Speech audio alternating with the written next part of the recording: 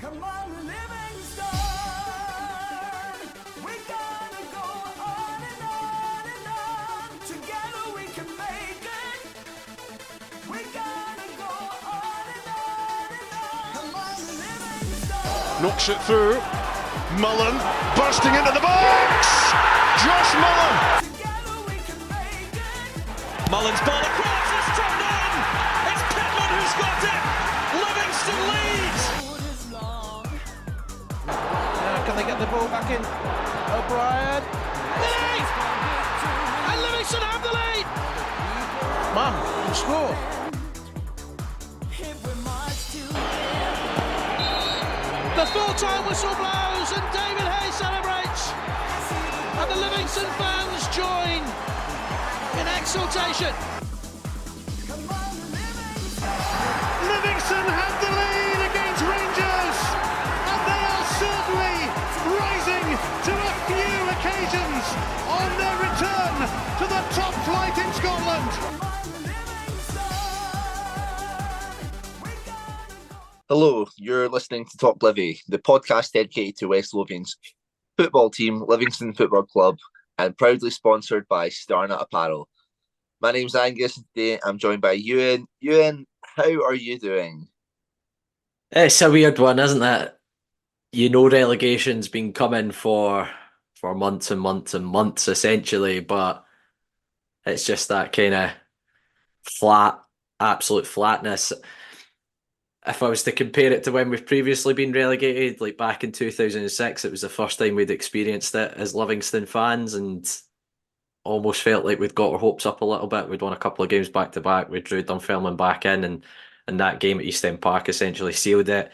Again, if you look back to the playoffs when we got relegated to League One, there's a kind of, again, it was really deflating because we had that unbelievable comeback to take it into extra time, and then just kind of ran out of legs. Whilst this one's just been coming. It's been coming for so long, it feels like, and in a way, I'm just glad it's now official and it's done, instead of kind of getting our hopes up for another week. But yeah, it's pretty deflating, I have to say, and even worse because I was on a vlog with our pal Gogsy, who goes on the Open Goal podcast, so I was on video whilst we got relegated, so that makes it all the sweeter, I have to say. What about yourself, mate? It was a mixed bag for you this weekend. You handed in a dissertation. I know how that feels like, albeit it was, a third of my life ago since I handed in a dissertation, but I believe the GS boys also suffered a defeat at the weekend, which probably made your Saturday even worse. Yeah, well, in all honesty, happens. When it comes to the men's team, I can't really say it's affected me too much, to be honest. Like, you're mentioning there about getting your hopes up. I was absolutely not getting my hopes up that something was going to miraculously happen. But yeah, I feel like, going back to, that season when I was about 9-year-old, when we got relegated in the Premiership, I feel like that impacted me more. So yeah, I'm not really fussed. I accepted it 4 months ago, as did the manager and the players by the looks of it as well. So yeah, I'm sure we'll dive into a lot of the details later on. We'll kick the episode off by discussing how Livy's relegation fate was finally sealed with a hammering at Motherwell. It's 3 wins from 3 for Paul Greig's Lionesses as they close the gap to 1 point in the race for the playoffs. We'll discuss the wins over Glasgow Women and Gartcairn. We'll then look ahead to our game with St Johnstone as the Lions look to restore some pride in West Lothian. And finally, it's a return of question time as we answer questions sent in to us by the listeners.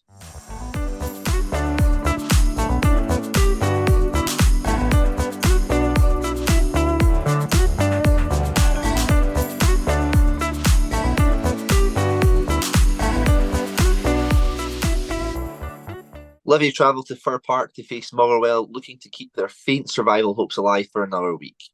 However, a typical Livy at Fir Park display coupled with Ross County winning against Hibs late on confirmed the relegation to the Championship.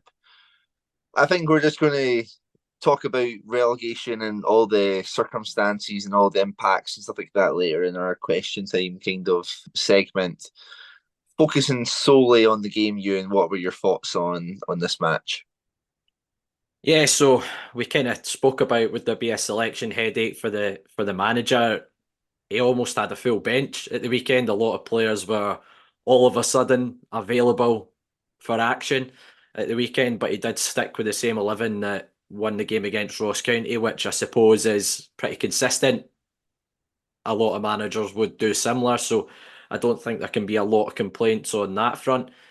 And I actually think we started the game relatively well. I think we offered a decent threat on the counter attack at times. Motherwell were playing what seemed like quite a high line, and there seemed to be a bit of space for us to get in behind them at times. Bruce Anderson had one which kind of fell into his left side, decent block made. Then we had one where Stephen Kelly looked like he had absolutely the run of Fir Park essentially to run into. Bodies managed to get back, and he's worked the ball into his right foot and put it just wide. And then I'd maybe say a touch against the run of play. Motherwell end up getting their penalty. I have to say, at the time, I thought it was quite harsh on Devlin. To me, in real time, it looked like he's pulling his arm away. But having seen it again in terms of the replays, it's going to be given as a penalty, isn't it? It is a penalty.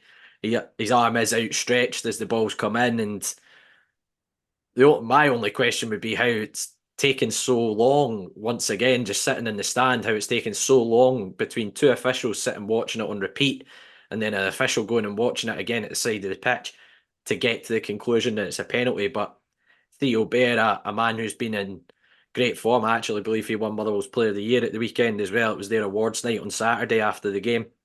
He tucked away the penalty. Then there's kind of another incident where it looked like we got ourselves level. Ball's being played over the top. Again, having seen it initially when I saw it, it just looked like a coming together with Paul McGinn and Bruce Anderson. The ball's then falling to Dan Mackay's put in a great cross, and Scott Pittman's arrived to header the ball into the roof of the net, but it's been pulled back for a foul on Paul McGinn. Having seen it back again on Sports Scene, it's quite clear that McGinn's the one that initiates the contact on Anderson. I think it's a clear and obvious error, and again, a referee should be sent to the monitor to look at that, and the goal should stand. There's nothing else wrong with the goal, and for me, it's not a foul. Motherwell's only other, I would say, clear-cut opportunity in the first half was a header at the back post for Theo Bair, which Shamal George has made a comfortable save from, and then on the stroke of half-time, Sam Nicholson, who I think has a slight vendetta against Livy after being kung fu kicked in the head by Jason Talbot all those years ago, but scores an absolute raker. Not a lot you can do about the strike. My only question mark would be how easy it was for him to get that time and space in the middle of the park to lift his head up and have that strike at goal. Ball in from O'Donnell, no pressure on the ball, and you've gone in 2-0 down, having probably not actually played that poorly in the game. And second half, for me, the second half was just a lot of huff and puff. Tete Yengi came on at the break, but I think Motherwell, to be honest, were kind of in cruise control, and I don't think they had to be great, Motherwell, to knock 4 goals past us. That's what I think's really disappointing, the manner of the game, and just that almost like capitulation in the second half, which we've seen a few times from us this season. And Nicholson had an opportunity which he doesn't connect with. Theo Bears then went and made it 3-0 with a diving header. It's a decent advantage played by the referee with a challenge by Bradley in the middle of the park. But for me, Devlin's caught an absolute no man's land. He's drawn to the ball. I think he's almost drawn to Harry Payton, who's made a run into the box. But when you look at it again, Pittman's tracked that run. He's actually made a really good recovery run to follow Payton into the box. Devlin should be worried about Theo Bair. He's then just caught in an area where he's not able to affect the game at all. And it's a great ball by Gent into the back post where Bears managed to head it in. Nottingham doesn't make a particularly great effort of stopping the cross either. And then the fourth goal's just, to be honest, pathetic defending at a set play. It really is. Combination of Tete Yengi and Sean Kelly. Just static. Casey's not had to do anything spectacular to get acres of space in the middle of the 18-yard box to head that ball in. It's just genuinely static defending like statues. It was really, really poor. We do manage to pull a goal back. Joel Newbley, it's actually a really good header, in fairness to him. Deep cross from Stephen Kelly, and he's managed to head it back across goal, clips off the post. And then we had a chance kind of really late on when Newbley's at the back post. Teki Ingi almost gets a toe on it to turn it in. But if you take out the 2 goals in the first half from Motherwell, one of them being a penalty for handball, I don't think we actually played that badly in the first half of the game. And I do feel had what I believe a pretty legitimate equaliser have stood it might have changed the pattern of the game a little bit. We might have got a little bit of momentum because I don't think we were playing badly in the first half. But I think that second goal is just an absolute sucker punch on the stroke of half time, which makes your team talk very, very different for the manager going into the dressing room. And second half, I just thought, as I say, I just thought it was a lot of huff and puff about it. Kind of the only players I would really say came out. I thought Stephen Kelly was pretty good. I thought he was always wanting to get on the ball. He was always showing for the ball. I think he was always looking to make things happen. Again, I thought Jamie Brandon was in the kind of same regard. He was still getting stuck in. He was still wanting to get on the ball, try and make things happen. But as I say, the vast majority, the second half performance in particular, it was just a lot of huff and puff about it, and quite simply typical performance at Fir Park. You mentioned it. We concede on average 2.5 goals a game there since promotion. We've gone there, shipped 4 goals, and come away, and it's still only 2 points since promotion from that place. And that record of 22 years will be stretched on for another few years because we're not going to be playing them next season. So, unless we draw them in a cup competition and cause an upset. So, yeah, it was a pretty flat way to seal our fate. Yeah, I've got to agree for the most part. That first half actually wasn't a bad performance, and yeah, we did offer our threats.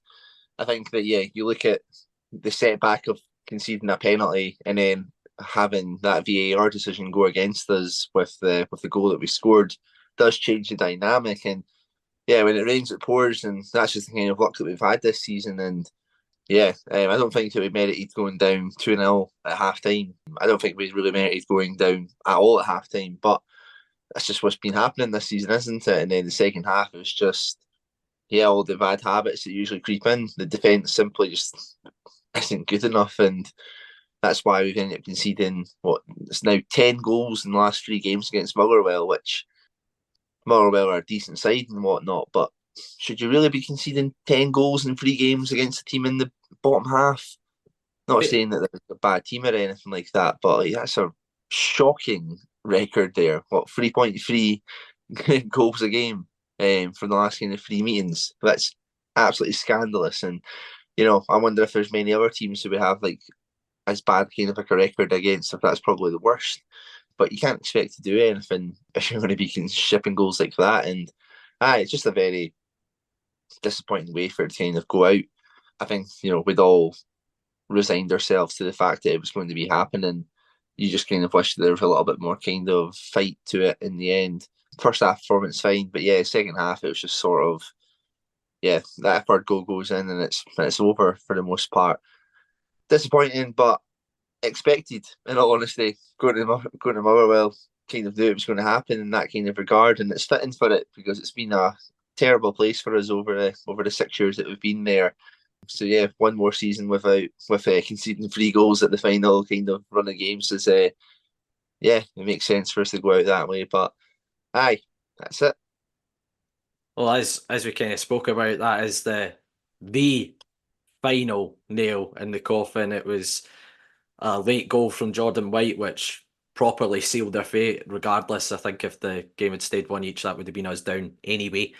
Ross County only needed a point to secure that, and almost such a fitting way for us to get relegated, isn't it? It's a combination of the graveyard of Livingston teams for the last 22 years of Fir Park, coupled with an ex-Livy player scoring the goal that really condemns us to our fate, and Jordan White scoring up there. And actually, having seen his goal back, it reminded me a lot of his goal at Cowdenbeath those years ago in our Great Escape season in the Championship. That kind of turn in the middle of the box and then rolling it into the far corner. But just a quick bit on relegation. It is confirmed, as we kind of spoke about. It's that way where it's just been expected, isn't it? So I just felt, I'll be honest, I just felt a little bit numb to it at the weekend. I didn't really feel any great degree of anger or anything at the full-time whistle, because it's been so on the cards for not even just this season, felt like the last 18 months. Yeah, like accepted like actual relegation probably like at the start of the year, or even December or something like that. In all honesty, it's always just been coming, and yeah, there's been a couple of signs or a couple of glimpses where you're like, okay, are we maybe going to go on a wee bit of a run that we can maybe claw something back? And then every time that's happened, it's been promptly squashed away, hasn't it? So, it's a weird one, because it's like you feel like I think the opposition fans and that as well are trying to like rub it in, and like the most part of us are just kind of like, these are about 3 months late, guys. Like it's not like if it was going to sting or anything like that, it would have been a long, long time ago. And I think that's the case of like every Livy fan. To be honest with you, I think that it's just like you'd have to be some sort of lunatic to have had any kind of proper hopes or thoughts that we're maybe going to get ourselves out of it. It's always been long gone. As you say, it's been on the cards for months, but if you were to pinpoint a period of the season that was the big turning point, where it went from, let's be honest, international break in October, we beat Motherwell 2-0, we're sitting in the top 6 at that point. Is it that period from October to December, that run of games where we weren't scoring goals, the manager kind of really playing on the let's be difficult to beat, bodies behind the ball? For me, that's that 2.5, 3 month period is really where our relegation stems to, in my opinion.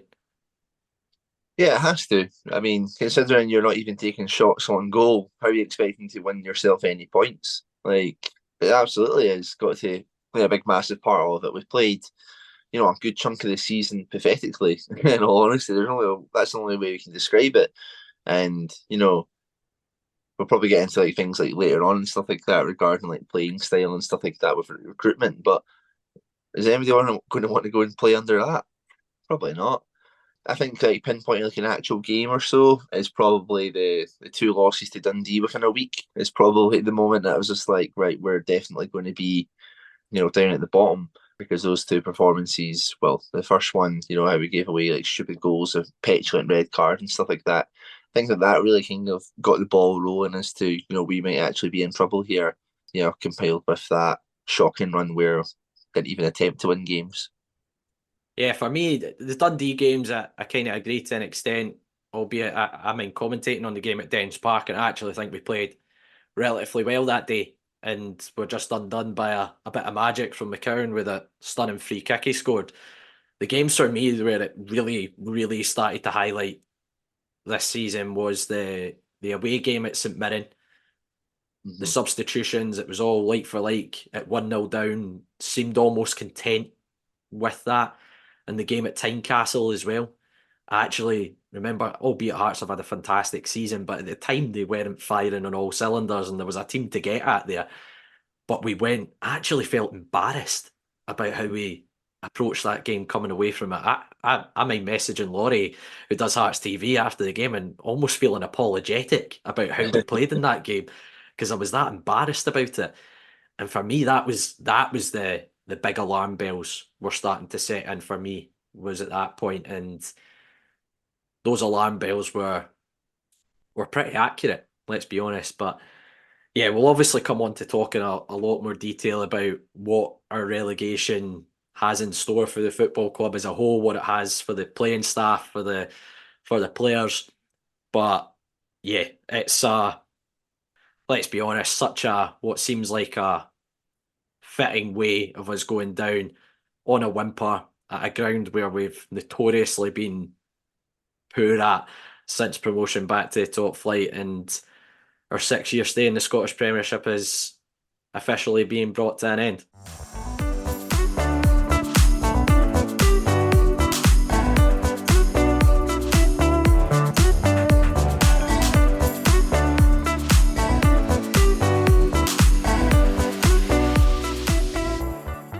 The Lionesses managed to make it 3 wins from 3 since Paul Greig's appointment, with a 2-1 home win against Glasgow Women, followed by a 2-1 win on the road against Gartcairn.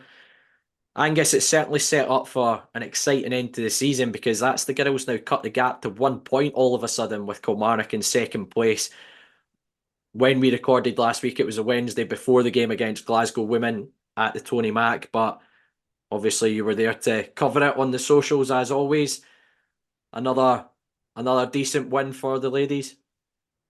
A decent win, maybe not in spectacular circumstances, but a good solid win as it is. Glasgow Women, they sit, I think, second bottom in the league right now. They're just quite like a strange team. I don't think that they offer great amount kind of like going forward or that, or will probably kind of cause your team many issues, but they're just kind of stuffy and like they just kind of get in the way and stuff like that. They're hard to break down. And I think that's been shown in most of the games this season. I think it was been like 2-1. I think we beat them 2-0 here, and then I think the last one was 0-0, and that last one was like a really good showcase of that, of how it can be very difficult to to break them down and stuff like that.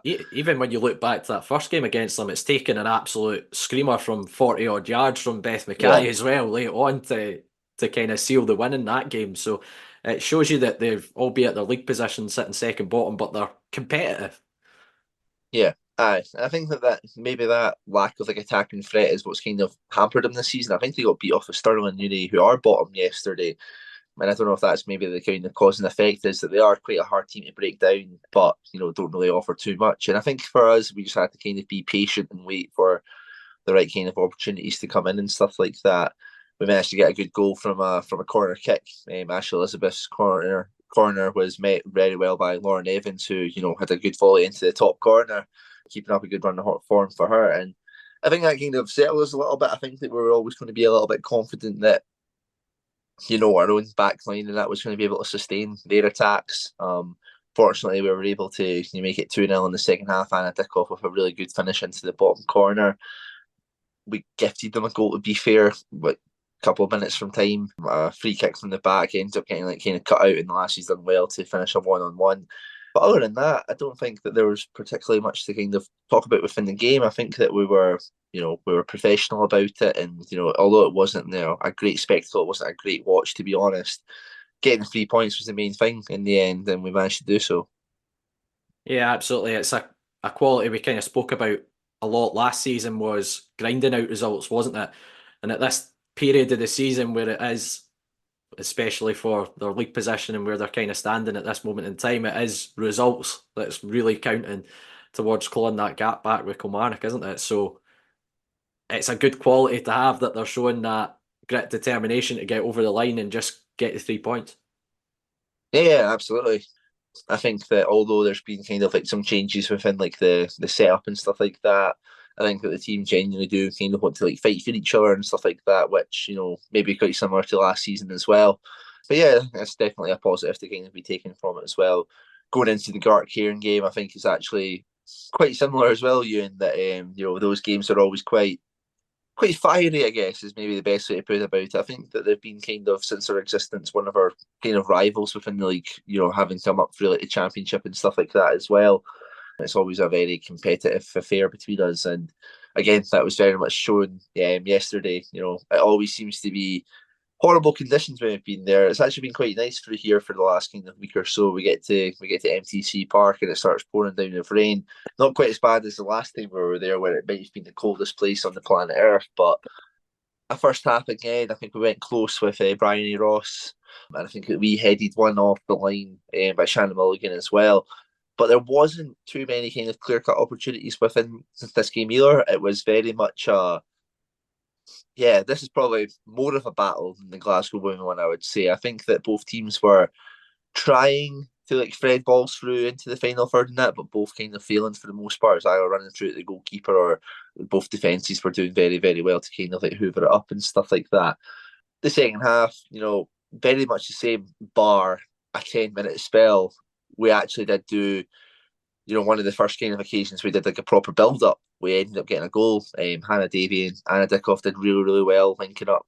Anna's able to, fire a low cross into the back post, and Ashley Elizabeth's there for her 10th goal of the season, which is great to see her, in such a good run of form. I think maybe the first half of the season probably didn't get as many goals as she'd probably liked, but definitely has kind of stepped up in the last kind of month or two. Yeah, from there, I think that the game kind of maybe opened up a little bit more. Gartcairn ended up getting an equaliser from a corner kick. I think that we'd maybe be a little bit disappointed with how we've defended that. Free headers kind of trickled into the back of the net. But it seems to be something that Gartcairn have worked on. They were always kind of like setting up in kind of unique kind of ways at set pieces. So it was always going to be a threat. And on this occasion, they were able to get an equaliser. But despite that, we literally went straight up the park and scored again. A goal that starts off with an absolute fantastic ball by Natasha Frew, who picks out Sharon Hughes-Lee. Her reading of the game, the execution of this pass gets us into the final third, and it's a terrific cross by Sharon Hughes-Lee, and Lauren Evans is there to nod in for, I think, her 4th goal in 4 games. And same with Ashley Elizabeth. It's a great run of form for Lauren, and we've got 2 strikers here who've scored, the best part of 10 goals between them in the last, 5 or 6 matches, which has been fantastic in this kind of running. I think with Lauren as well, that if we could have got her fit and stuff like that, was always going to be the thing for, the success and that she would have at the club. And I think that, she's really seen the benefits of having, more sustained game time, a bit more consistency within the starting 11, and is able to show the qualities that she has. And the header that she scores is absolutely tremendous. And when the highlights are up, it's just a really well worked team goal. So yeah, very pleasing to get that back in the lead there. And after that, to be honest, the game sort of reverted back to its own kind of just competitive stuffy way, where not an awful lot were being kind of created. I think Gartcairn went close to this with another corner, and there was a bit of a stramash in the box, but Molly Reeve was able to plant herself on top of the ball and rescue the kind of danger and stuff like that. Yeah, not too much more to kind of talk about in terms of chances. We had a depleted squad as well. We only had 3 actual subs who we were able to use. Showcasing what's kind of happened this season with regards to squad retention and injuries and commitments and stuff like that. So yeah, a very hard place to go. They've definitely improved massively since the start of the season. I think that they were celebrating the fact that they'd stayed up, which is fair enough to them for doing so. I think at one point that the league was maybe looking like it was going to be them who were going to get automatically relegated, but they brought in a heap load of players, and I guess if that was their aim, they have achieved it in the end. But they've been a very Jekyll and Hyde side. First half of the season, as you say, they looked like a nailed-on certainty to go back down automatically. And second half of the season, they've essentially been a completely different team in the league to come up against, and they've actually been probably of benefit to Livi at times. They've nicked points off the teams in and around us and kept us in that kind of race for the playoff spot, haven't they? Yeah. I think they've brought in a lot of players from, I think they've brought in quite a few from like SWPL one side. I think they've got a bit of a relationship with Motherwell, that they're able to attract, players from that kind of top flight. But no, I think that we were very solid ourselves. I think there's a good shout out to the back line. I thought that, they were very good at thwarting all kind of attacks. I think Shannon Mulligan actually had one of her better games as well. In defensive midfield, she's had to kind of sit in there recently because the likes of Raywin Murphy's been ill. Courtney McAvoy's not really been able to make some of the games in that as well. So yeah, solid defensive performance, I would say. We're competitive, we were up for the fight, we did all the right things, and we scored 2 goals in the end, 2 good goals as well. So yeah, a pleasing afternoon and a good 3 points. It takes us 1 point behind Kilmarnock, which sets up a very interesting final 2 games this season. We play bottom place Stirling Uni, top and first place champions Queen's Park, whereas I believe St Johnstone Kilmarnock have got St Johnstone and Boroughmuir, I believe, which are kind of 2 tough games in itself. So on the basis on paper, you're maybe looking at that and saying, could both of those sides cause an upset against Kilmarnock or take points off of them? Possibly. So it would have been interesting if we'd maybe kind of clawed this back, with maybe more games to go. But no, I think regardless of it, it's a good achievement. And, the season has been, the table putting you 3rd place in your first season in the SWPL. Yeah, fantastic. Yeah, as you say, our next game's away to Stirling Uni, but you mentioned how they won at the weekend. They've managed to claw the gap to 2 points with Glasgow Women. So all of a sudden, when we previewed the games last week, and kind of spoke about it. We're thinking going at that game, they could already be down, but actually they've got a fighting chance all of a sudden with the last 2 games to play in terms of maybe getting themselves out of trouble. So that game's become slightly more difficult than it maybe looked on paper previously. But as I say, Boroughmuir, Thistle, St Johnstone, they're no pushovers. We've encountered that this season. Don't think we've beat Boroughmuir over the course of the season ourselves. So Killie have got 2 pretty tough games as well. So it's all to play for with 1 point in it between now and the end of the season. Very much so, and yeah, it's just kind of interesting as to how we've managed to call this back, and just kind of shows that the decent run of form that we've actually been on in the the last kind of couple of months, despite the adversity that's came with kind of the changes in the back room and just a lack of a full playing squad, in all honesty. So full credit to the team for how they've worked and how they've got on with it and how they've banded together, and they deserve their praise and their plaudits for what they've done over the last couple of months.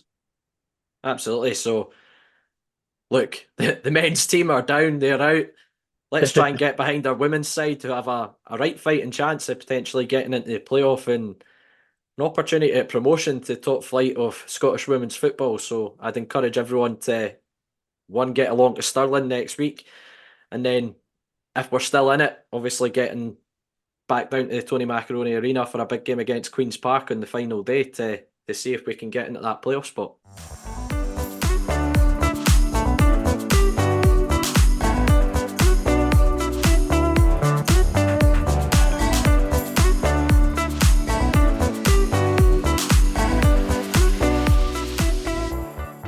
St Johnstone are the next visitors to West Lothian as the Lions look to regain some pride before the end of the campaign. Euan, games against St Johnstone are always absolutely dreadful. We're relegated. Can you just tell me why I should care? It's very difficult to, isn't it? It's very, very difficult to. But yes, we don't have much to play for other than our pride. However, St Johnstone are in danger of getting relegated, if I'm correct. Are in very big trouble all of a sudden. They've almost sleptwalked into a relegation battle. I feel there was a point when Craig Levein first came in. He I would say, really steadied the ship for a period when he first came in, and it was looking like a bit of a masterstroke from St Johnstone, bringing somebody with his experience in, coupled with Andy Kirk being his assistant, who I'm going to hazard a guess the plan was Levein maybe being there for a couple of years and then Kirk taking over the reins further down the line. It's certainly something St Johnstone have done a lot over the years where they've appointed from within. And yeah, look, I would have said that for a spell, St Johnstone looked like they'd probably be away from that battle at the bottom. But as I say, they've kind of sleepwalked into that playoff spot all of a sudden with Ross County's win at the weekend against Hibs. So they'll be looking at this as a huge, huge opportunity to potentially, again, leapfrog Ross County, or at least stay in touching distance with them before I believe they need to go up to Ross County as well. So yeah, it's a massive game for St Johnstone, but in the 3 games we've played against them this season, there's 3 draws. There's been absolutely nothing to pick between the 2 sides, which probably makes the fact that we are so far adrift of them almost baffling, because there isn't a great degree between the sides. I think it's been the man management of the teams, but yeah, looking at St Johnstone's form away from home, they're 3 wins on the road, 4 draws, 10 defeats away from home. They've got the 3rd worst away record. Guess who's bottom of that table? Good old selves at the bottom, propping up that table, as you'd expect. But they're also the joint lowest goal scorers in the league with ourselves, 25 goals scored, which probably tells you why St Johnstone are in the position they're in, because actually their defensive record, and much like St Johnstone teams years gone by, they're still relatively stuffy. They don't ship a lot of goals. They've got the 7th best defensive record, so kind of would see them mid-table based off of that. But yeah, I mean, I just fully expect a pretty ugly game of football. Players that we would need to be pretty wary of. Nicky Clark's a player I really like. He's our top goal scorer with 6 goals. Graham Carey, 7 assists for them this season. That was the combination that got the equaliser in the last game at McDermott Park against ourselves late on. the two strikers they brought in January, is it Sidibe and Kimpioko, I believe his name is.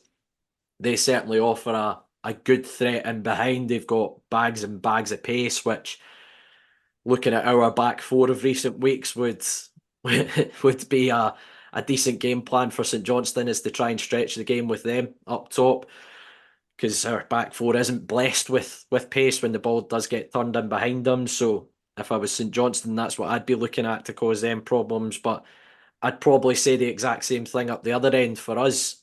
I think we have the opportunity to try and stretch the game up the other end with McGowan, Gordon, Considine. I always kind of think with Considine, if you manage to make him turn, if you play the game in front of him, he's solid. Same with McGowan. But if you manage to get the ball in behind him and turn the game, that's where you could potentially cause him problems. So yeah, I think it's going to be a pretty cagey game, but I would be expecting St Johnstone to come out the traps and try and put us on the back foot and set the tone in the game, given their position and given that they've still got a lot to play for between now and the end of the season in terms of trying to evade that playoff spot. But for us, we saw that the bench was a little bit fuller at the weekend. We saw Nibley come back on the Yengi came back on the park. Shinnie came on as well later on. So we've got players available. How fit they are, I'm not 100% sure, but does that mean you potentially see some changes at the weekend? Or is there any point playing guys like Nubley, Shinnie, when these guys are out of contract and they're not going to play any part potentially next year? You know, it kind of begs the question what you kind of look at doing for us at the weekend. For me, the manager needs to look at the players that are going to, or at least under contract for next season, and should be focusing on them, right? Yeah, I would agree. It doesn't fill me with confidence that that's going to happen, but yeah, I guess when we come on to the question time, I think one of the questions we'll go over, regarding the squad and stuff like that we'll still have. But it all ultimately come down to, well, a lot of the players now who are leaving be like, right, I don't want to have the risk of, injuring myself before gaining a move somewhere else, to be honest with you. And that's just the reality of, what happens whenever you do get relegated. And it's just because of that, to be honest with you, and then the fact there's nothing to play for, it doesn't really matter who plays in this instance, I think. And that'll be, great news for St Johnstone fans, that they'll be like, if we're going to start doing, a wee bit of a revamp and stuff like that, and if it starts there, they'll be looking at that being like, cool, this might be like more kind of fringe players, or players who have maybe not been in the team as much and stuff like that, and they should be licking their lips and hoping that they'll be able to exploit some of our kind of issues and stuff like that as well. West Johnston, though, I think that you talked about their kind of toothless kind of displays up top and stuff, and that makes me kind of interested as to whether do they have that in them to actually go for a game? Like, do they actually have the quality players who are able to kind of It's go not a and take particularly Levine type of tactic, is it? exactly? Yeah, if you're talking about them dropping into the championship playoff kind of spots as well. If they get like a Rafe Rovers and that, and who we've had first hand experience playing, who will definitely kind of put the pressure on you and stuff. Are they going to be able to sustain something like that? I think it is, maybe a worrying time for St John's. I think that they have always been kind of, pretty safe for the most part. It's only the last kind of couple of seasons there that have kind of properly creeped in. But I think this is maybe the most danger that they've been in for a while, just because you don't really see where much of their attacking kind of threat is going to come from. And is the defence that good enough to kind of keep out, those teams who are like doing well in the championship at the moment? Even like the Airdrie, that'll be in like good spirits because of what a season they've had coming off of promotion and stuff like that. But yeah, I think the focus will be on them. Maybe the fact that we've got nothing to play for and stuff will maybe take a bit of the pressure off of our own players, and they can maybe do something. But at the end of the day, it's too little, too late, for regardless of whatever performance, even if that is extremely positive. Yeah, from memory, when we got relegated back in 2006, it was, albeit it wasn't mathematically done with the third last game of the season, but it was, I think the gap was 9 points with a significant goal difference, and we lost the last three games 1-0, and all pretty much on a bit of a whimper, to be honest. And all your for me, you need to go and focus on the players that are going to be there next season. That would be my big thing, and any of the guys who you're looking at trying to, even if it's guys who are out of contract who you're maybe looking at offering terms to, those would be the players that I would like to see on the park. Because as I say, this isn't a disrespect to guys like Nubly, Shinnie, Montano, or anything like that. They have done well previously at the football club, but the reality is they're not going to be there. So we need to start preparing as much as we can for next season. As you say, the game against Ross County last weekend, we looked like a team that was playing with a bit of pressure off. And I'm kind of hoping we have that kind of same mentality going into the St Johnstone game, and we do just play a little bit more carefree. And as you say, it's done now. These are games where you can try and be a little bit more off the cuff and a little bit more creative, and yeah, just try and enjoy the games as much as you can. And I know that'll be difficult given the circumstances, but us as fans want something to cling on to as a bit of hope going into next season. And I feel these last three games we need to show a little bit about ourselves and just try and keep some fans on side, because it's a pretty dire state of affairs at this moment in time. And obviously we'll come on more in the question time bit to kind of discuss that. But let's go for a prediction then, Angus. What are you going for? 0-0. No. Another absolute classic between the two shittest teams in Scotland this season. Wait, nah, a clean sheet for both sides. One each, actually. One each. There's no way both of us are keeping a clean sheet either. I was going the exact same. There's been bugger all between the two sides all season. Yeah, I think that's what they should be concerned about. The fact that we've been relegated, we're absolutely honking, and we've still not predicted them to beat us. Exactly. Yeah. I'll go 1-1 as well. A very two scrappy as you like goals in amongst the game with a distinct lack of quality. That is the classic Livingston St Johnstone way, isn't it?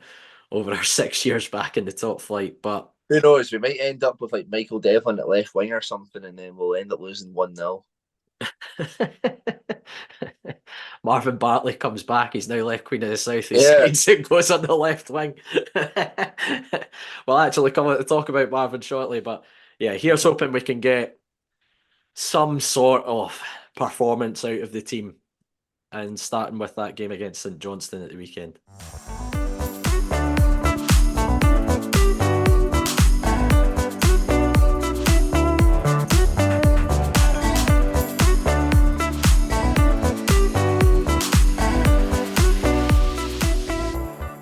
We're delighted to have Strana Apparel as sponsors of Talk Livi. UK based with a Swedish soul, we are Strana. Strana is an independent fashion brand from Scotland who create high quality and stylish attire for on and off the terraces. Inspired by terrace culture, lifestyle and music, all their clothing is designed using quality materials and workmanship to combine the very best style and fit. All of this means you get a premium quality fashion at affordable prices while enjoying a simple and secure service. As a bonus for Talk Livi listeners, you can get 10% off your order using the code TalkLivi at the checkout. We'll also have some exclusive giveaways during the season, so keep your eyes peeled on our socials for those too. And thanks to Strana for sponsoring Talk Livi.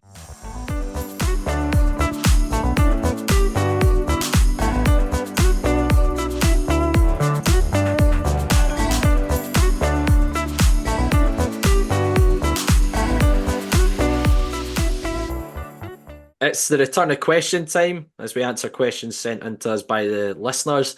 I always find it's really good to post the question time thing when we're doing terrible, because we seem to get a much bigger response. I think folk like to dwell in the misery a lot more than reflect on positives, and we tend to get a much higher response rate when we go for moments like this when we've just been relegated, for example. So everyone seems to come out and want to get a little dig in somehow. But we'll start with a question from Cameron Stewart.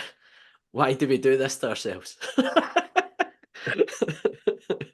I was asking myself that whilst we were pre-match in the steelworks before the game against Motherwell. Just sort of sitting there just like, what the hell am I doing here? Yeah, my girlfriend Shannon turns around to me pretty much every week when I come home and go, God, it was awful. And she's going, you choose this. I was like, I know, I do it to myself. It's but I Still better can't. to be a Rangers fan, though, eh? Yeah, you could say that, yeah. But Cameron did also have a bit more of a serious question. For the last three games, should we be looking at playing the youth squads to give them top flight game time? I'll be honest, no. And there's kind of two caveats to that, in my opinion. One is I think a lot of the youth players are dual contracted. So a lot of them are with, be it Lowland League, East of Scotland, West of Scotland clubs. So they can't actually play or they can't even be on the bench. The second point is, for me, a lot of the youth setup that's come in, it's been and this isn't a disrespect, I think it's a bit of a tick box exercise for the club in terms of UEFA regulations, in terms of getting your UEFA licence. And the youth setup has been put together pretty quickly. So, again, this isn't a disrespect to any of the lads that are within that setup. I don't feel that the reality is that they are going to be Livingston players of the future. I think it is a kind of work in progress, the youth setup. I mean, if you want to go and chuck a couple of them in to give them that opportunity or give them that experience, lad Tommy Sharp came on late on at the weekends against Ross County last weekend. Sorry, Caelan Ledingham kind of featured a little bit within pre-season, but as I say, are they going to be playing week in week out for us in the championship? I'll be honest, I don't imagine they would be. Yeah, I think one of our pals plays for GS has been to quite a few of the reserve games, and he's not really said that many of them are ready to make that step up yet. And I think as well, even like just from like a confidence thing, if you put them in the final three games and we end up getting scudded, I mean, you look at that, Aberdeen away and then Hibs will be coming here as well. Two tough games. You could end up getting a tanking off of these teams if you've got players who are simply not up to it, not match sharp, not quality enough to play against, actual men and stuff like that as well. So yeah, like it's a good idea in theory, but realistically, nah. Well, as an example, you could be putting up Caelan Ledingham, for example, up against Miovski, who's Yeah. being talked about as a £5 million striker that could be going down to the championship, or the Old Firm being linked with them. Yeah. That's the sort of, and it could, as you say, it would be maybe a good experience for them, but No, it like could hammer their confidence at the same time. if they're good enough, they are old enough. But I feel like we would have had more glimpses of that more recently, especially with the lack of players we've had in the squad. If there was anybody who was available to kind of make the bench and stuff like that, it would have happened by now.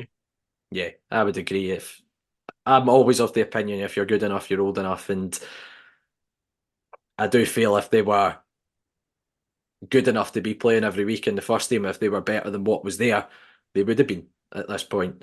But the next question is kind of a couple of folks sent this in. Dolly Benga, little play on Dolly Menga there, and Aidan Kay on Twitter asked us, should we bring back Marvin Bartley into the coaching staff? He left by mutual consent, Queen of the South at the weekend. That was his first managerial gig. I believe they've ended up finishing League One seventh. What's your kind of take on that? I know a lot of fans would like to read into the fact that we've had a pretty significant downturn in results since Marvin Bartley left. But do you think it goes hand in hand? I'm not sure, but I'm not against it, to be honest. I think we've kind of talked about it for sure about somebody maybe being a bit of a connect between the players and the manager, and I don't think we have that right now. I don't think that Brian Rice has necessarily added too much in terms of not really being much of a pickup in either regard there. I think Marv worked quite considerably with the defence as well, didn't he? Which, you can definitely put a correlation between a downfall and, the performances there and with Martin Bartley leaving as well. So, possibly that could be something that is, worth exploring. Somebody who's played the game a bit more recently and stuff like that has a bit more knowledge. Neil Hastings as well. It's not really done much since kind of coming in to help the team. I would say doesn't have that kind of experience of playing football and at the best level and stuff, and which obviously isn't necessary. But I do imagine it can play an impact. And Bartley, who's quite as of recently had been playing at a decent level for us and stuff, will know what it kind of takes, the kind of modern game and stuff like that, which is maybe something that we're missing. That kind of bit of insight from somebody who has, an ex-pro kind of recently. I think that would be, I would definitely be open to somebody like that being brought into the club. Again, I'm kind of on the fence with. I've seen a few folks suggesting them to come in and replace Martindale as a Yeah, straight that's a bit swap. ridiculous. Yeah, and certainly from bits and bobs that I've heard in terms of his time at Queen of the South, I believe he was given one of the biggest budgets in Queen of the South's history, and they finished seventh in League One, like the lowest ranked full-time team in the SPFL, and they were in quite serious trouble of getting dragged into a relegation fight as well over the course of the season. So for me, he's put it as his audition for the Livy job in the future. I don't think he's gone particularly well as Well, being I'm his own talking about man. his number two, like for sure, more so than. Are you talking about as a manager? I'm talking about just that some fans have posed the question of him coming in and essentially replacing Martindale Oh as the no. manager. But in terms of bringing him back into the setup, I wouldn't be against it. But I think Marvin would. Marvin's had a taste now of being his own man, on his own, being number one, being the manager. I can't imagine that he would want to take that step back again and come back to being a number two. The only way I would imagine him coming in and being a number two somewhere is if it was at a much bigger club than ourselves. That's the only way I could maybe see him going down that route personally. To be fair though, I think even if you look at that though, finishing seventh in League One, there's going to be an abundance of callers. He's going to have to drop down to, like a League Two or something like that. Maybe like an Edinburgh City or something would be a good, an ideal place for him to kind of prove himself for that. He'd maybe need to do that, if he was looking to revive like a managerial career. If those offers don't come and if he's unsuccessful, you may see, a realistic kind of thoughts coming into it and be like, this is a good opportunity to, to stay within coaching and stuff like that and maybe the better influence. I mean, we've both spoke to Marv when he was on the podcast a couple of years ago when he was still playing at the time, and I remember him talking about that at the time. He had quite big ambitions in terms of going into coaching and management in the future, and he strikes me as a very ambitious guy.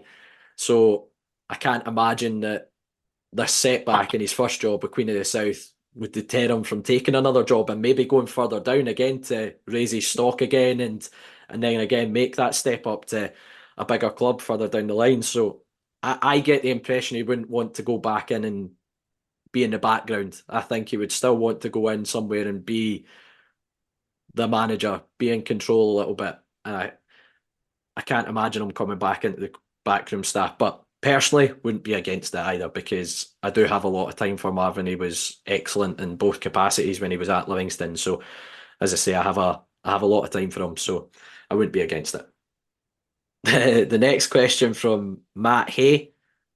This is kind of coming on to the recruitment side of things potentially for next season. What's the main area of the team that new manager Martin Daviddale should strengthen? That's suggesting that Davy Martindale is leaving and he's being replaced by his alter ego, Martin Daviddale there. So, Somebody who looks a lot like him with a moustache. yes, and those glasses with the big nose. But is it wrong to Defence. say the entire team? I mean, looking at the squad right now, defence is the thing that needs amended. Looking at the probable outgoings, yeah, it does extend to like the entire team because we're going to lose the main bulk of our attacking threats or midfield kind of quality. Yeah, I would say from the basis of this year's season's performances, the defence is the thing that's going to need to be shored up massively. But because of what's going to happen to the personnel, your Bruce Andersons, your Joel Newbleys, and honestly, your likeliness of your Stephen Kellys, your Shinnies and stuff like that. There's going to be a lot of players in those kind of positions that expands it to the entire team. To be fair, Yeah, I'll throw in a question from All About Livingston FC off Twitter as well, which was what players do you think we should keep and the ones we should get rid of in the summer? So I'll kind of throw that in as well. into the mix with this question. The squad that we've got under contract for next season, Shamal George, goalkeeper-wise, defensively, Sean Donnellan, Miles Welsh-Hayes, Jamie Brandon. There's kind of question marks on Devlin and Nottingham, whether they've exercised a clause which extends them for another year. Certainly Michael Nottingham was in doing press the other week and talked about wanting to stay on. Middle of the park, David Carson, Jason Holt, Scott Pittman, Stephen Kelly, Stephen Bradley, Mo Sangare, Samson Law, a recent signing from Maidstone United, Liam Soule. Leave plays in the middle of the park. And then up the top end, Tete Yenge and the AI generation, Afilele Teto. It's still under contract if we're being pernickety. But kind of looking at that group of players, I believe there's only one player in the squad that has a relegation release clause, and it's not an obvious kind of first team regular either. For me, I think the defence is quite obviously needing strengthened, and that's been a big weakness the last 2 seasons. That's 60 and 63 goals, and we've still got 3 games to play this season. I think you've got the basis of a competent championship midfield there. Maybe with a little bit more, if you can attract someone with a little bit more flair. And I do think if we manage to keep hold of Tete Yenge, I think he could be very effective in the championship. And I think he'll score you goals at that level. But again, I think you do need to get another option in there as well as an alternate to him. In terms of players out of that list that would stay on, I think Shamal George will move on. I believe he'll probably be one of our higher earners. Welsh-Hayes, he's done okay, I believe, at Dunfermline since going in there. He's still got 2 years in his contract. You give him an opportunity in the Championship now that he's got a bit of experience at that level for the last 4 or 5 months. Personally, I would call it time with Devlin and Nottingham. I don't think they've been effective acquisitions at all. Jamie Brandon, he'd be a player that I'd be trying to build part of the team round off his performances this season personally. Carson would obviously keep a hold of. He's, again, very experienced at championship level. Holt, Pittman, Stephen Kelly. If you manage to keep a hold of somebody like Stephen Kelly, again, I'd be, what we should have done at the start of this season, be building a team around him.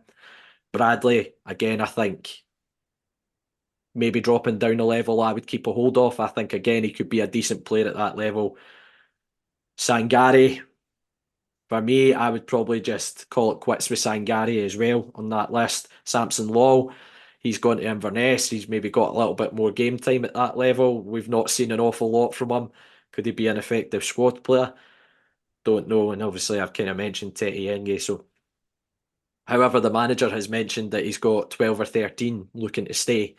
And he's also already mentioned that there's 3 pre-contract agreements, one of them being Liam Soule from Maidstone United. I can imagine the other 2 players are from similar level of National League, north or south, down south, given that's our shopping market. But that's what I would be looking at in terms of moving on.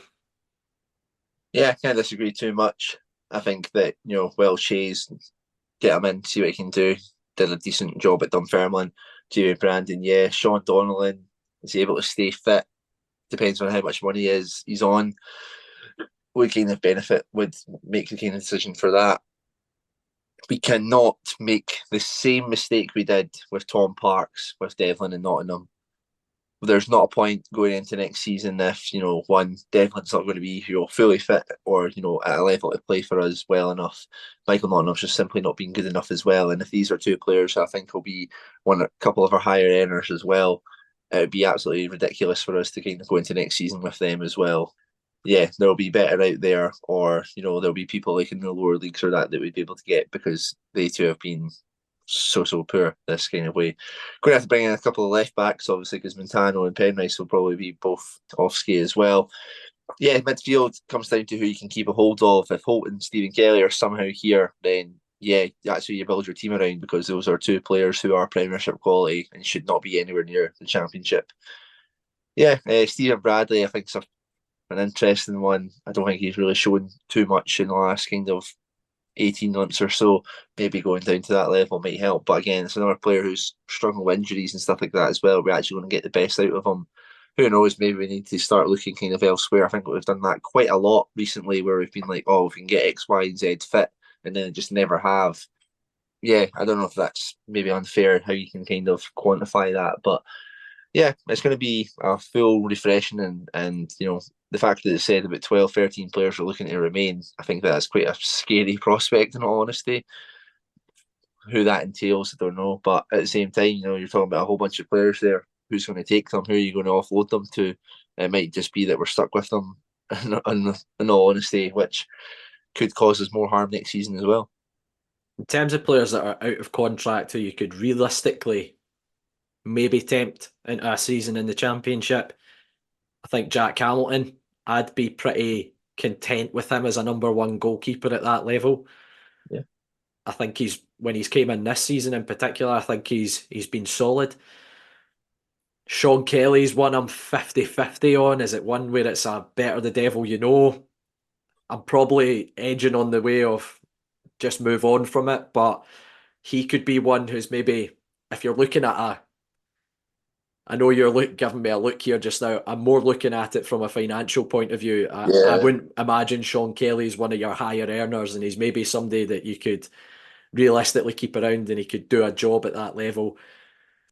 Andrew Shinnie would be one. Again, I would imagine Shinnie's probably one of your higher earners, and I think he's capable of playing Premiership football still. But would he be a good person to keep around at that level? I would say so. And I actually think I'd be making him your captain if he was to hang about. I think I've seen more displays from him when he's had the armband on that suggest leadership than our captain this season, which has been Devlin. So if we could keep a hold of Andrew Shinnie, I would be on board with that personally. But I think he would probably move on, if I'm honest. But those are three that I would say are in the bracket. You could potentially tempt into a season in the Championship, but I know you've probably got a different opinion, certainly on one. Yeah, Shinnie, I would be more than content to kind of see remain at a club. Jack Hamlin as well. Yeah, I would be happy with him being the number one. Again, fitness issues have kind of plagued him recently, but if you can get him back, and because I think it's been since like January. I think did he not get injured on that Turkey trip? Yeah, Like died bull wrong or something like that, and he's still been seen since basically. But yeah, if you can get him fit, I think he'd be more than happy. He was fantastic in that season for Morton, where we ended up signing him off the back of. So yeah, I guess we'll have to see. But I guess in many ways, during the summer transfer window is going to be an intriguing one. I just hope that there's a couple of players that we can actually look and recognise and be like, oh, that's a not a bad signing. Whereas right now we're signing people from national leagues and stuff like that, where we've got no idea as to whether or not they're going to be an actual player or not. So yeah, we'll just have to be patient and see what happens. that's a great little segue into the next couple of questions there, Angus. That's an absolute pro at work. Chris Love sent us in, should we be making more of the Scottish market rather than the unknown of the English lower leagues? And John B, good pal of mine from the SFF podcast, if Davy has been shopping in Primark this season, then where is he going shopping for players now that we're going to the Championship? So what's your kind of initial thoughts? For me, I can only see us shopping in that market, to be honest. Yeah, we should realistically be looking at the Scottish market in that. I think the one that we all kind of talk about from last season is the Rudy Payton one, where we're unable to kind of beat out Queen's Park to the signing of him. You look at the budget that we have and stuff like that. You look at the $5,000 that we apparently recouped in January. Like, could you not give a better wage to somebody like a prospect like a Rudy Payton rather than signing a Michael Nottingham or signing a Curtis Guthrie or something like that? Like, our budget has to be maintained better, and I don't believe that we're able to move these people up from England for less money than some of the kind of rising stars within the Scottish game. And in all honesty, now Euan, there has been in the Championship, maybe that opens our horizons a little bit better as well. We can probably actually now look at League Two and League One in Scotland and be like, is there any decent enough players at the bottom ends of these leagues or anything like that who are looking to get that step up? Who's like the players who are playing for these teams who have been on the books, your Celtics and your Rangers or your Hearts and Hibs and stuff like that? Who are the people who are sort of like lost their kind of way? They were at a kind of a bigger club and they're looking for that redemption. That is what we've got to kind of look at, and that's what did us so well in that League One season that we came up, that saw us, go into this great run in the Premiership. Yeah, the use of the market's got to be a lot better. And if we're just going to continuously sign players from seventh tier of English football, or people who are out in India and countries and that, like, where the football's probably not going to be a great standard, nothing's going to work for us. Whereas be a bit more ambitious in that regard. Offer players like a Rudy Payton or something like that a little bit more money to kind of entice them. Be like, we're going to be a stepping stone for you if you play well for us. You might like Rudy Payton this season. Was he a top goal scorer in the Championship, or second top behind Brian Graham? I believe he was. It was up in the PFA Award for Player of the Year in the Championship. Exactly. Could he have made a better difference this season? Having something like that the whole year around. I don't know. Is it because he doesn't fit the player kind of profile that Martindale's looking for a striker? I guess that's a question that also needs to be asked, Euan, is that do we need to revamp what we're doing tactically in that? Because is that influencing the main bulk of our transfer opportunities? Yeah, I think realistically the market is going to be that National League North and South. I'm going to assume that the 3 players that have committed for next season are all going to have been from that level personally. I think the problem with trying to recruit, we'll go specifically to the Championship, right? I think the problem with us trying to recruit in that league is, certainly whilst we've been in the Premiership, there's probably 5 or 6 other clubs all trying to recruit the same players. And naturally, a lot of the decision making in any walk of life in terms of whether you take a job or not will come down to the finances surrounding it. And I think though, regarding that though, Euan, I go back to the first season we got promoted to the Premiership. I remember 2 signings in particular that I was like, wow, how have we been able to? Craig Sibbald, by any chance? Craig Sibbald and Stephen Lawless. Mm-hmm. I was like, how on earth were we able to? I don't think obviously finances not having changed and stuff like that, we would probably still be beating to a lot of players. But Sibbald is a fantastic player for Falkirk for over those years, and that, and how good Stephen Lawless had been for Partick Thistle as well. The fact that we've kind of gone from that, I would probably say that that's 2 of the best players for that level you could have got. Craig Sibbald in the Championship, 1000%. How have we gone from that to not even kind of anything now? Yeah, I do agree. We have in the past been able to attract these guys, but as I say, we might have just got lucky on the odd occasion where they've seen us as the best option at that point in time. Also, when you look at Sibs at the time, like Lee Miller was there, who had been heavily involved at Falkirk and whatnot, so I'm sure he might have helped a little bit in that decision making, I can imagine. But we have been able to do it in the past, and a lot of these guys have gone on and stepped up and gone to a bigger club off the back of having 1 or 2 seasons with ourselves. So it's trying to sell that to players.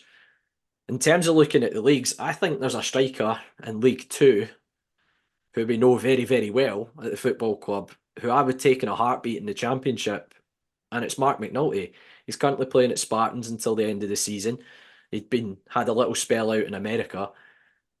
For me personally, I think that's somebody that you look at and go, look, we're giving you an opportunity to get back into full-time football here, playing Championship level football. I'd be looking at having a chat with him, and obviously he's got a connection with the football club as well. We were the club that gave him his opportunity, and he's somebody who's got a proven track record of scoring goals round about the place.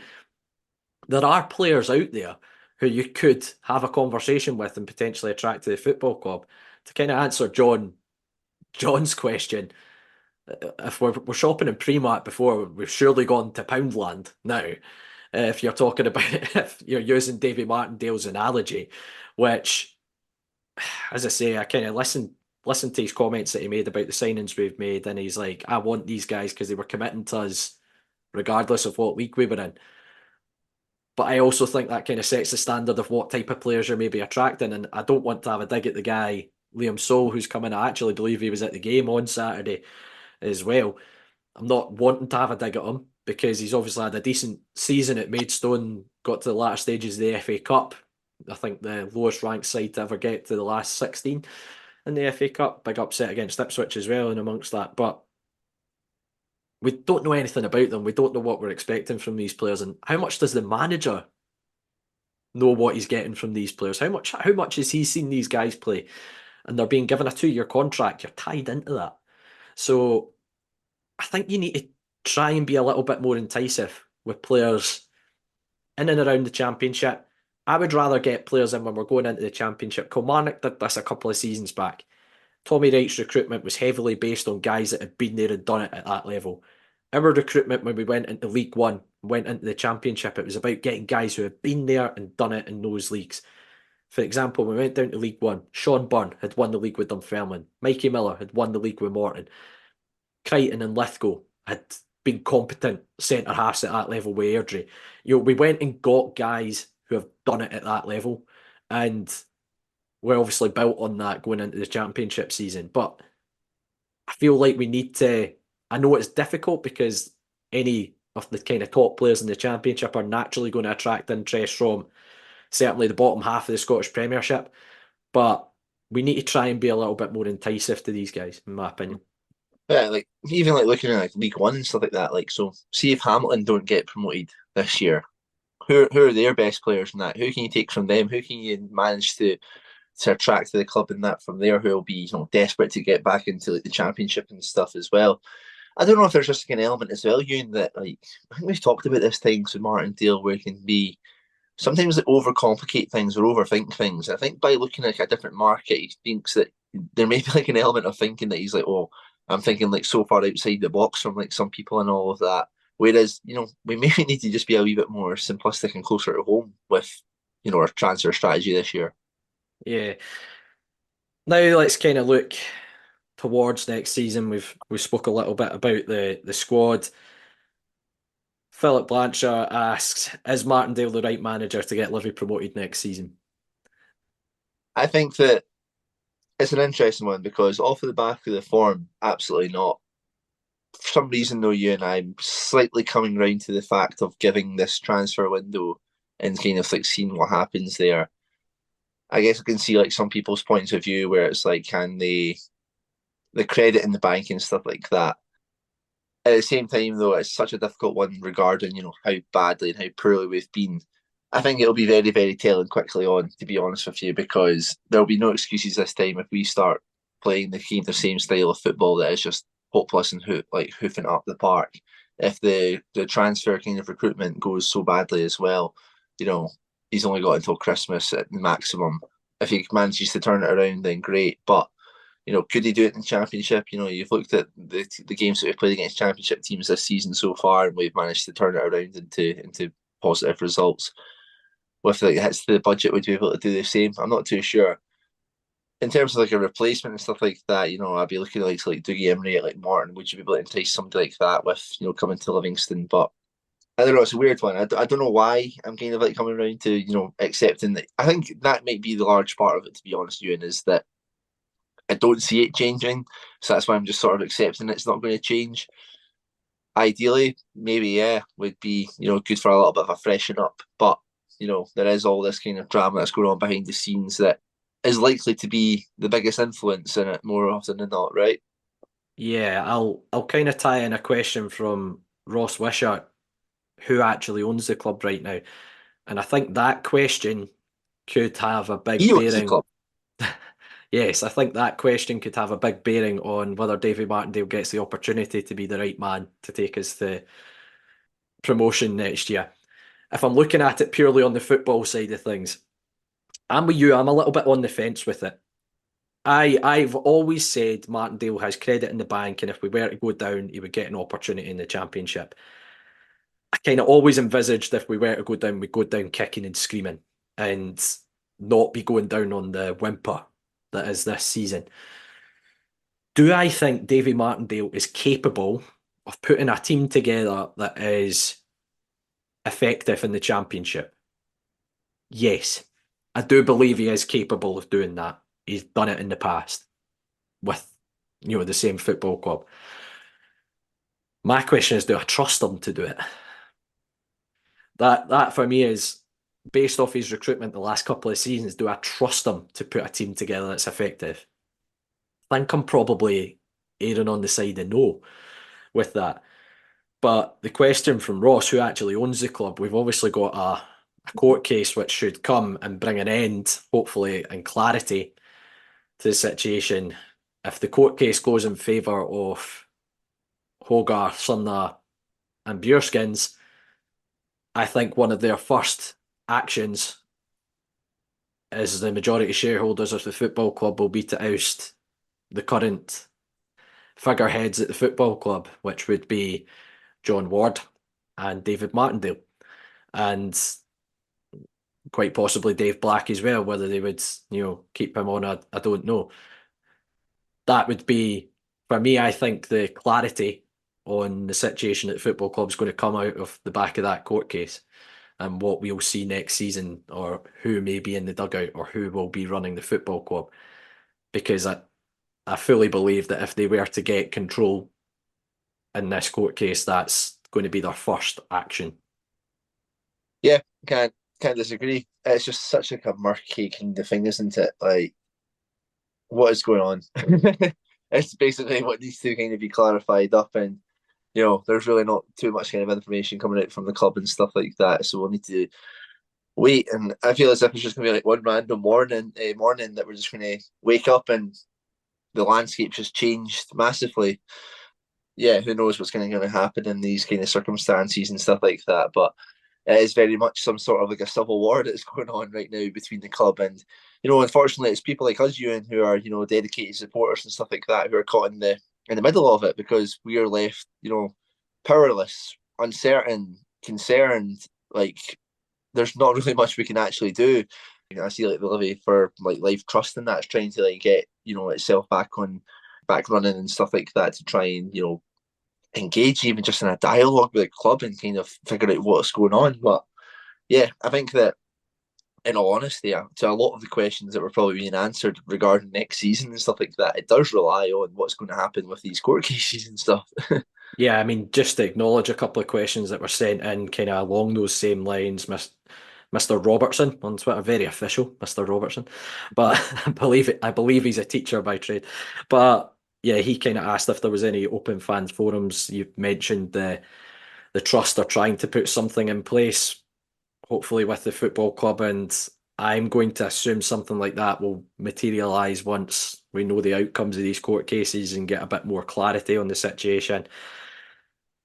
Who actually owns the football club? To acknowledge the question, I think if you were to ask John Ward, they would say John McElvogue, but that has not been ratified. That is on hold essentially because of these court actions from who will eventually get control of Opco 6, I believe is the trading company for the football club. And then another question from Kieran Gordon was, how many season tickets do you think will sell in comparison to other championship teams? How badly will this affect the budget with no new owner confirmed? And again, it's a very up in the air question. I think there'll be fans that will be put off potentially renewing a season ticket for a couple of reasons. I think some have turned so far against the current manager that if he's still in charge, they might not renew. I think there'll be folk who are seeing all the reports in the news and the paper and the court cases, and they're just going to be fed up, and they're not going to want to invest their money into the football club when they'll they be don't know. looking at it and be like, "Oh, here Livingston go again." Like, Yeah. here it's happening once more. Absolutely. So I think naturally these questions are coming up, but I'd love to be able to give a better clarity of answer to folk. But we're as much in the know as other fans, really, on the grand scheme of things in terms of the ownership of the football club. And I do believe that court case is going to paint a much clearer future for the football club further down the line and put to bed this over a decade's worth of just murky stuff in the background. And I think being involved in the work I do, they need to get a clearer governance structure of the football club. In my opinion, there needs to be a separation between the running of the football club and the football side of the football club. There needs to be a clear divide between the two, in my opinion. And hopefully once we have this clarity on the situation, we start to get that in place, because this has been going on for too long. There's just too much murky stuff. And I'll be honest, that was my biggest concern with Martindale when he got the job. Did he merit it on what he'd helped the football club achieve? Yes. Was my big concern what happens when it goes to shit? Yes. That's always been my concern with David being involved as manager of the football club, because we know fine well, we're no stupid, that he's got more involvement than just as a manager of the football club, in my opinion. And that's, as I say, that court case is going to probably answer the vast majority of those questions. Season ticket wise, I reckon we'll take a big hit. I think we were sitting just about 1,000 probably recently in the last couple of seasons. I reckon you're probably going to see a drop off of about 200 to 300 at least. I think that depends maybe as well on pricing and stuff like that. I wonder if we'll get more details on that quite relatively soon now that our championship state has been confirmed.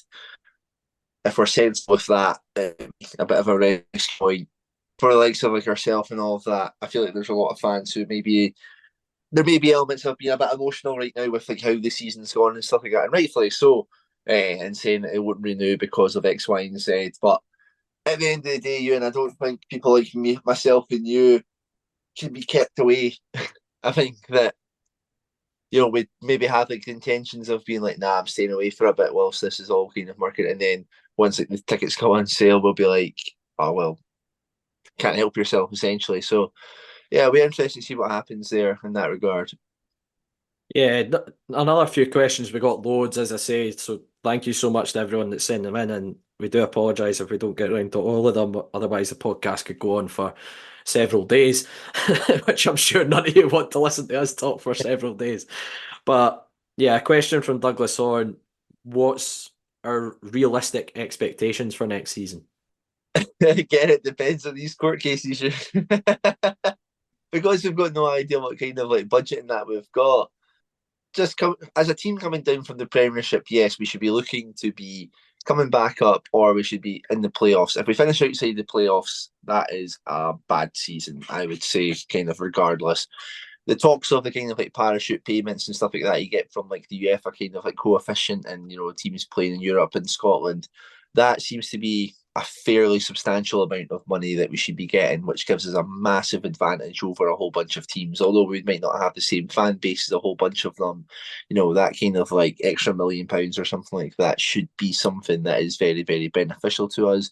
You would like to think that the money that we've accumulated over the season as well from hosting Rangers and Celtic, sellouts, the cup runs into the quarterfinals and stuff like that, 2 away games at Parkhead and Ibrox and those cup competitions as well.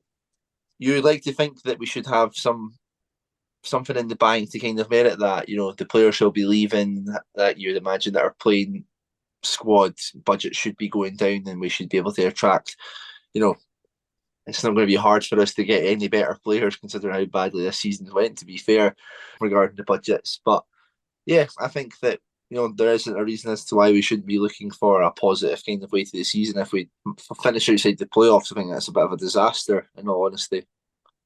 Yeah, I think I agree with you. It's going to come down to that. You mentioned potential money that we've made over the season. How much of that's just gone into legal fees? Let's be honest. Lawyers aren't cheap unless you go with somebody like Digby Brown for a no win, no fee sort of scenario. But I agree with you. Minimum should be looking at 4th place and being in the playoffs at least. James McFadden made a really good point on Sports Team. You look at other teams that have dropped into the Championship in recent years: Hearts, Kilmarnock, Dundee United. The big difference with them when they go down is they've already, regardless of going down, they're already going to be significantly ahead of the other teams in the Championship budget-wise, because they are bigger clubs and well-established clubs at that level. So they're naturally going to come down, and they can entice a player for a season to drop down a level. You look at when Hearts went down, like Andy Halliday went there, Stephen Kingsley went there.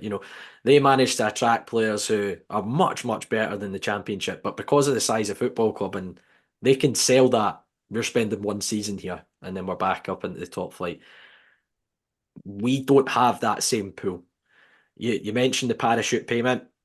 we get that parachute payment for a year. It's not like down south, you get it for 3 years, you're getting vast amount of millions of pounds, you can try and spend a bit. We need to be probably a little bit more diligent in how we spend that money. I don't think we can take the same risk in terms of trying to push for promotion. But for me, a competent season would be getting into the playoffs and at least challenging in amongst the promotion race. But I do feel the Championship this year, Dundee United would have said clear favourites from the get-go. But even they've have been pushed the vast majority of the way by Wraith Rovers. I think this league's going to be even tighter than it's been in previous seasons. Arbroath have dropped out the league. You've got Falkirk coming in and replacing them. I think Falkirk will try and kick on. They've obviously just come off the back of an incredible season. Going unbeaten for a league campaign, regardless of the level, is a fantastic achievement. And I think they'll kick on. Depends who comes in and out of the playoffs. You're looking at Inverness have dropped into the playoffs. The team that's potentially going to come up, you'd look at maybe Hamilton Accies would be the most likely of the teams that might come up from that division. But if Inverness stay in as well, they're in a bit of dire straits, I believe, behind the scenes financially. And then it also depends if somebody comes out of the Championship and the likes of St Johnstone or Ross County drop in as well. Again, I imagine they'd probably be in more similar positions to ourselves, and they're not like a Dundee United, a Kilmarnock, a Hearts who have dropped into that league and can go and spend vast sums of money in order to try and get back out the league at the first attempt. So, as I say, playoffs would be an expectation for me as a minimal. Yeah, I think that's perfectly fine. I don't think you'd think many people. I think it'd be quite defeatist to kind of say otherwise. But who knows? We might have about £2 in the bank once once the summer kind of transfer window properly opens, and the GS guys are having to play for us. And then if that's the case, instant promotion has got to be. That number 11 shite, I believe. Is that you? But another question for somebody I know pretty well from the SFF podcast, John Blaisdell. What away day will you miss the most in the top flight? And what away day are you looking forward to most in the Championship? I think that's a good question. But there's 3 that come to my head. 2 are the most local, and 1 is the furthest away. I think I'll miss going to the 2 Edinburgh teams just because it's always a good night in Edinburgh. To be honest with you, it's always. I think that's what happened the last time. I think that when we went to Hibs, we went 3-0 down about half an hour. We were back in the pub by like 55 minutes, and we still had an absolute great day. It's. Yeah, just in terms of the locality and stuff like that, that's absolutely ideal. And then obviously there's Ross County away, which going to the Mallard and stuff like that is always like a cracking time.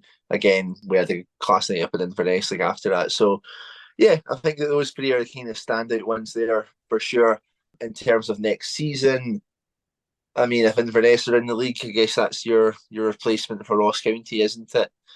Local wise, I mean, for you, I can imagine that Falkirk away is going to be, a blessing. You could probably, I don't know if you could walk there. I don't know how far that is. I could walk. It's like a mile. That's yeah. So yeah. Like I guess like those are that's like the kind of direct replacements in that regard. If Inverness go down, I don't know if we have that long haul. Is Ayr then like the furthest one away? I think it would be, yeah. But I know that's a good nice wee stadium to go to in that as well. So yeah, I think just the freshening up of the teams and stuff like that as well will be just kind of interesting. Getting to see kind of new players and stuff like that, how like other teams operate and stuff. No having to play Celtic and Rangers is great as well. No VAR. No VAR, big massive one. You can celebrate goals again. Exactly. So yeah, like I'm looking forward to quite a lot of that. Going to Morton, going to Ayr, Partick Thistle we experienced this season was great. Going back to likes of like Fife for Dunfermline and Wraith Rovers and stuff. So yeah, I think that there is like a unique element to it, Euan, where it's like, although we're dropping down a division, it's going to be like so fresh, and it's going to be kind of exciting in that regard, where you kind of look forward to those kind of things. Yeah, I feel like you talk about that, and some of the away days this season have has generated almost a bit of staleness going to some grounds, and like I'll be honest, see when following Livy when we went down the divisions, I loved going to some of the lower league grounds. They're some of my favourite grounds in the country. In terms of the grounds I'll miss going to are the away days in the Premiership. I'm probably the exact same as you. Ross County is one that I always look forward to. I always look forward to Tynecastle. I just like Tynecastle as a stadium. It's a good atmosphere. It's a decent day out in Edinburgh. Easter Road as well. I typically quite like going to Easter Road. We tend to play okay at these grounds on the whole, which Mhm. makes them probably you have more fond memories. Whereas, for example, Fir Park we despise because we never play well there. In terms of that would be the grounds I'll miss the most. Just the throw-in grounds I won't miss. I'm not going to miss Pataudry. Not going to miss Far Park. I'm not going to miss Fir Park. I'm not going to miss either Celtic Park or Ibrox in the slightest. Those are grounds I probably wouldn't miss. Grounds in the Championship. One of my favourite grounds is Capello. I love Capello. It's a proper old school football ground. And again, it's a ground we typically have played quite well at over the years. I really like Capello. Looking forward to going back to there's a lot of grounds I've not been to in a number of years because we've just not been in the same division. Like East End Park, not been there in a Yeah. number of years to watch us since the championship, actually, that championship season. Not been there for a good while. Just say if Inverness stay up, that would directly replace that. Falkirk's fantastic because I can walk to two games over the course of the season. It's literally just along the road from me, so that's not bad for myself. And I'm sure my missus will be absolutely delighted that I've not got the same sort of trek home from some grounds. And another one I'd probably look quite forward to is Ayr at Somerset Park because they're in the process of developing the stand there, so it'll be again fresh, new, not experienced the ground like that. And my dad's a boyhood Ayr United fan, so I think he always enjoys going back to Somerset Park, kind of where his football roots began. But another couple of questions to try and end it on a little bit of a lighter note. Ryan Mooter sent in, will the pie of the week still be a thing in the championship? And R2D2 on Twitter asked, will the Empire biscuits still be a thing as well? You need to ask the good people at Food to Go whether these things will be in place. I know my dad would be heartbroken if they got rid of the Empire biscuits. He's became quite fond of those over the course of this season. And I know some of our Pie of the Week showings have been absolutely tremendous. The South Indian garlic doner pie is still the absolute epitome of pies that I've experienced at a game of football.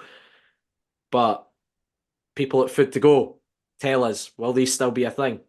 I think our ray of hope is the fact that Stirling Albion still have pies of the week. Food to Go also do there, and they're further down the pyramid than ourselves. So here's hoping that we can keep that little ray of sunshine in our lives on a Saturday afternoon. I think it's the classic. If you build it, they will come. So if they do it, we've got to turn it on our numbers, and that means if Andy Semple's going to have to get an extra 10 pies on top of his normal 10 pies, then he's just going to have to suck it up. I love how the mention of pies just instantly gets a mention of Andrew Semple's weight chucked into this. He's not done this podcast for 3 years, but some things will never change. But thanks so much to everyone for sending in your questions. Apologies if we've not got round to a couple of the questions kind of covered other areas, so we tried to group them together as best possible. But yeah, thank you once again for getting involved. It's much appreciated.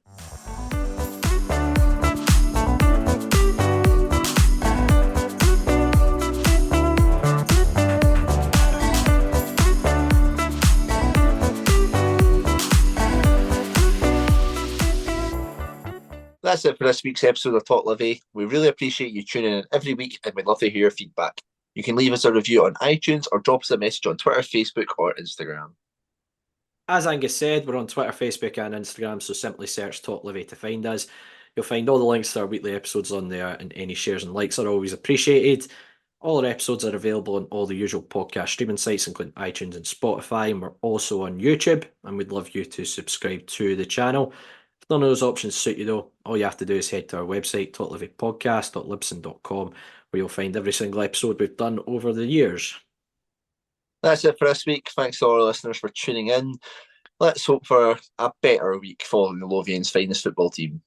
I mean, it's not hard, is it?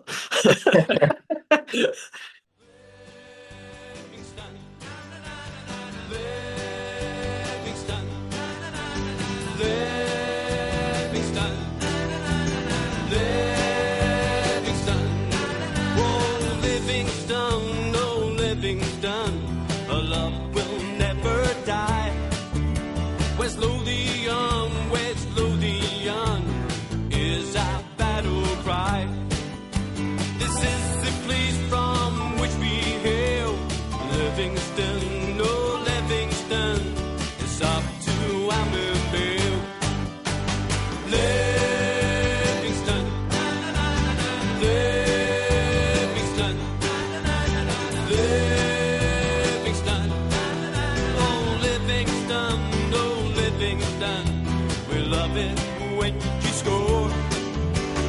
Livingston, oh Livingston, the Ammonvale Lions roar. Livingston, oh Livingston,